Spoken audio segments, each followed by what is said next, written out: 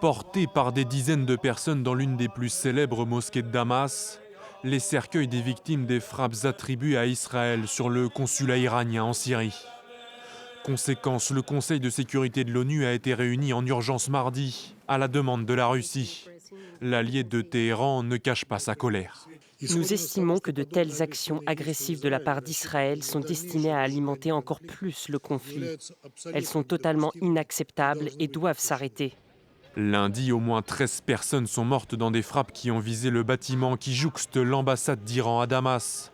Parmi elles, 7 membres des gardiens de la Révolution.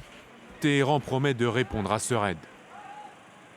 Le régime occupant doit assumer les conséquences de ses actions. L'Iran se réserve le droit légitime, selon les lois internationales et la Charte des Nations Unies, de répondre de manière décisive à ces actions répréhensibles. Depuis lundi, l'inquiétude monte pour de nombreux pays occidentaux face à un risque d'escalade du conflit. Des frappes condamnées directement par le secrétaire général de l'ONU, Antonio Guterres.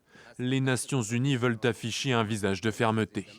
Je réitère la condamnation de l'attaque par le secrétaire général. Permettez-moi d'être très clair. L'inviolabilité des locaux et du personnel diplomatique et consulaire doit être respectée dans tous les cas, conformément au droit international. Les États-Unis, principal allié d'Israël, ont de leur côté assuré ne pas être impliqués dans ces frappes.